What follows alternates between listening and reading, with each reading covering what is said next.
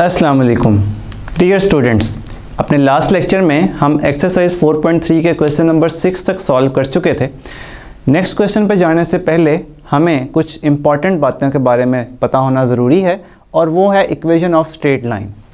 Students, equation of straight line इसकी different shapes हैं, इसकी डिफरेंट फॉर्म्स हैं। आज हम वो फॉर्म्स डिस्कस करेंगे ताकि हम एक्सरसाइज 4.3 में फर्दर क्वेश्चंस को सॉल्व कर पाएँ। तो students, equation of straight line की जो पहली फॉर्म है उसे कहते हैं स्लोप इंटरसेप्ट फॉर्म। आप देख सकते हैं यहाँ पे दो वैल्यूज़ लिख रखी हैं आपके सामने, एक m और एक c। स्टूडेंट्स, m जो होती है वो किसी भी स्ट्रेट लाइन की स्लोप होती है और जो c होता है वो y इंटरसेप्ट होता है। ये y इंटरसेप्ट क्या है? स्टूडेंट्स, कोई भी लाइन जब y एक्सिस को किसी पॉइंट पे कट करती है तो उस पॉइंट को आप y इंटरसेप्ट को कहते हैं और इस फॉर्म में आप y इंटरसेप्ट की वैल्यू को c लेते हैं, स्मॉल c। तो आपके पास जो इक्वेशन ऑफ स्ट्रेट लाइन आती है इन स्लोप इंटरसेप्ट फॉर्म, तो वो आप लिखेंगे y equals to mx plus c।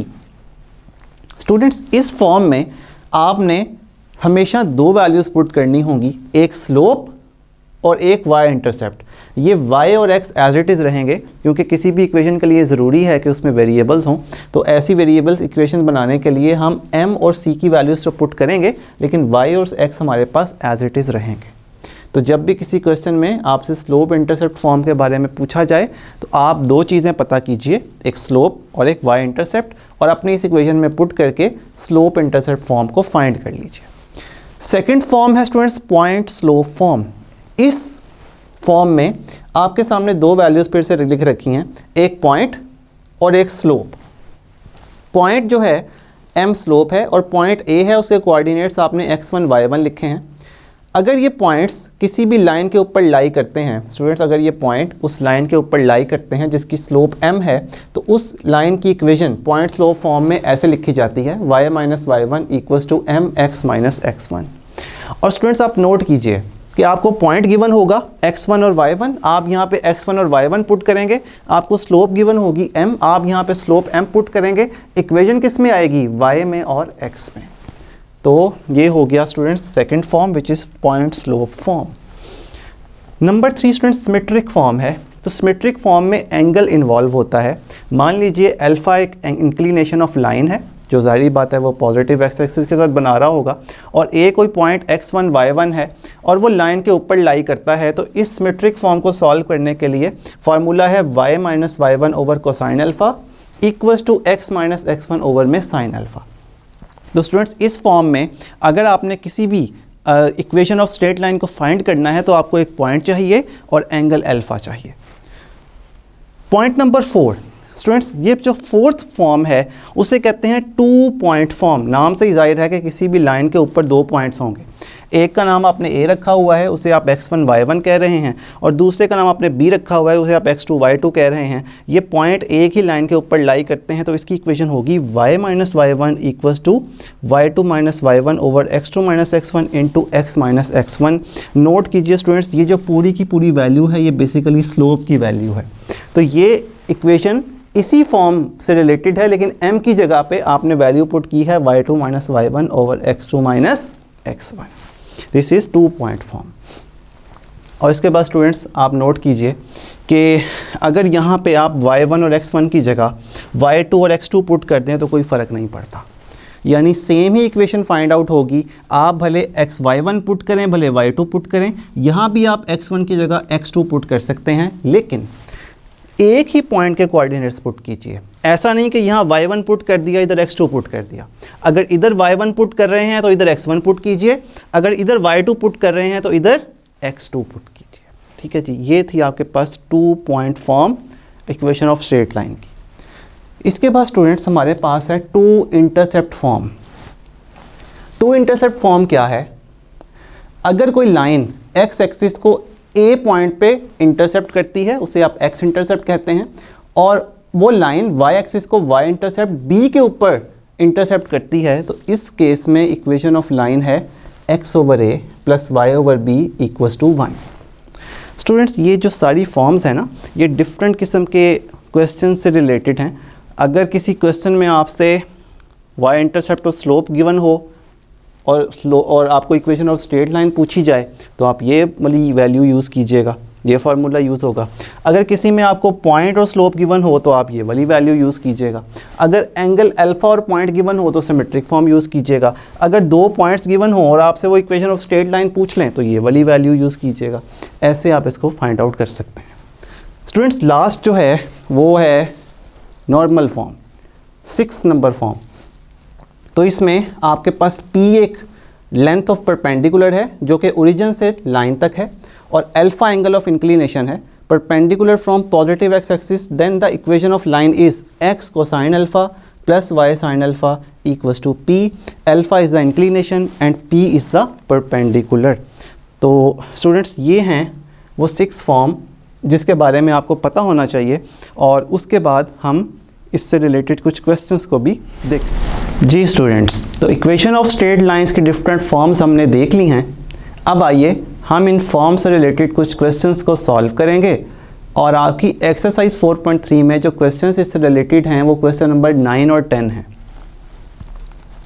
Students यहाँ पे आप देखिए कि equation of the vertical line पूछी जा रही है, और इसके बी पार्ट में -5,3 पॉइंट में से वो लाइन पास भी कर रही है। तो students slope of vertical line आप जानते हैं इन्फिनिटी होती है। पॉइंट आपके पास x1 गिवन है which is -5 and y1 is 3। तो आप पॉइंट स्लोप फॉर्म लिख लीजिए। पॉइंट स्लोप फॉर्म अभी आपको पता है, बताई है, y minus y1 equals to mx minus x1। m की जगह इन्फिनिटी आएगा, y1 की जगह स्टूडेंट्स -3 आएगा, और इस x1 की वैल्यू माइनस माइनस प्लस 5 हो जाएगी। स्टूडेंट्स नेक्स्ट में आपको ये करना है कि इस इन्फिनिटी को यहाँ डिवाइड कीजिए। This will become y minus 3 over में infinity. Students something over zero undefined होता है तो समथिंग ओवर इन्फिनिटी ज़ीरो होगा। इसका मतलब है कि x plus 5 equals to 0। Students ये एक वर्टिकल लाइन है जो x इक्वल्स टू -5 के ऊपर इंटरसेक्ट करेगी, और यही आपकी रिक्वायर्ड इक्वेशन ऑफ लाइन है। यहाँ पे स्टूडेंट्स क्वेश्चन नंबर 9 का सॉल्यूशन एंड हुआ। आपके कोर्स में सिर्फ क्वेश्चन नंबर 9 का बी पार्ट ही है। इसी तरह स्टूडेंट्स क्वेश्चन नंबर 10 में आप देखिए कि इसमें ए पार्ट में एक पॉइंट ए दे रखा है आपको -6,5 और स्लोप 7 दे रखी है। तो आप स्लोप और इक्वेशन की जो वैल्यूज़ हैं इसमें पुट कर सकते हैं। हमने कौन सी यहाँ पे इक्वेशन यूज़ की है? It is again point slope form. y1 की वैल्यू पुट करते हैं, इट इज़ -5, m की जगह पे 7, ये माइनस और ये माइनस मिलके प्लस हो जाएगा। स्टूडेंट्स इक्वेशन इसको सॉल्व करने के लिए ब्रैकेट ओपन कीजिए, y minus 5 7x plus 42। Students ये दोनों वैल्यूज़ को वहाँ मूव कीजिए,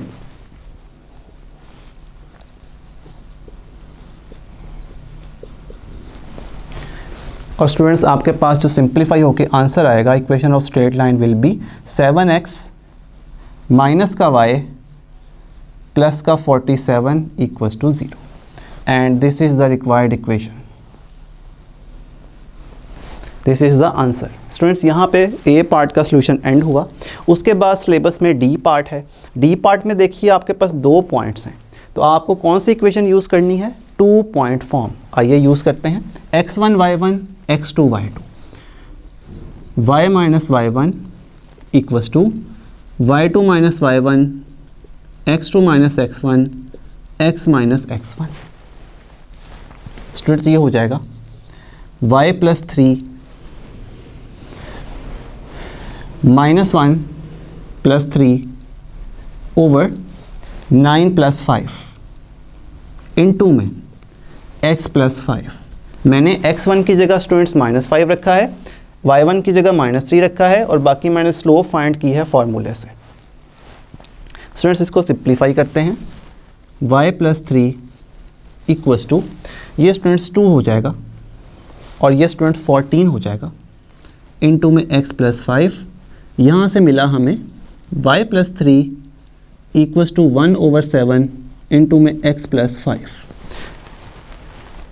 स्टूडेंट्स 7 को क्रॉस मल्टीप्लाई करते हैं, 7y प्लस में 21 equals to x plus 5। Students यहाँ से आप इन दोनों वैल्यूज़ को वहाँ मूव कर सकते हैं। x + 5 - 7y - 21 = 0। स्टूडेंट्स ये बन गया x - 7y + 5 - 21 = 0। और स्टूडेंट्स जैसे ही आप 5 को -21 करेंगे तो आपके पास आएगी x - 7y - 16 = 0 and this is the required equation which is passing from these 2 points A and B। यहाँ पे स्टूडेंट्स पार्ट नंबर D का सोल्यूशन भी एंड हुआ। इसके बाद स्टूडेंट्स हमारे पास जो क्वेश्चन है वो है E पार्ट। E पार्ट में आपसे नोट कीजिए कि y इंटरसेप्ट -7 है, स्लोप की वैल्यू -5 है और आपके पास y - y1 = m × x - x1 की इक्वेशन यूज़ की जा सकती है। क्या यूज़ की जा सकती है? जी नहीं, यहाँ पे ये यूज़ नहीं की जा सकती क्योंकि हमारे पास y इंटरसेप्ट की वैल्यू गिवन है जो कि हम c बोलते हैं और हमारे पास स्लोप गिवन है जो कि हम -5 बोलते हैं। इसका मतलब है स्टूडेंट्स कि हमारे पास जो यहाँ इक्वेशन यूज़ की जाएगी वो कौन सी है? It is slope intercept form which is y = mx + c। और हमारी इस इक्वेशन में c की जगह -7 पुट होने लगा है और m की जगह -5, -5x -7, m की जगह -5 आ गया और c की जगह -7 आ गया। इसको स्टूडेंट सिंप्लीफाई करके इधर ले आइए तो ये बनेगा 5x प्लस में y प्लस में 7 = 0। दोनों वैल्यूज़ जब मूव किए आपने लेफ़्ट साइड पे तो दोनों वैल्यूज़ पॉजिटिव हो गई, y ऑलरेडी पॉजिटिव था तो जो आपको रिक्वायर्ड इक्वेशन ऑफ लाइन मिली है वो मिली है 5x + y + 7। स्टूडेंट्स यहाँ पे क्वेश्चन नंबर 9 और क्वेश्चन नंबर 10 का सॉल्यूशन भी एंड हुआ। Thank you very much.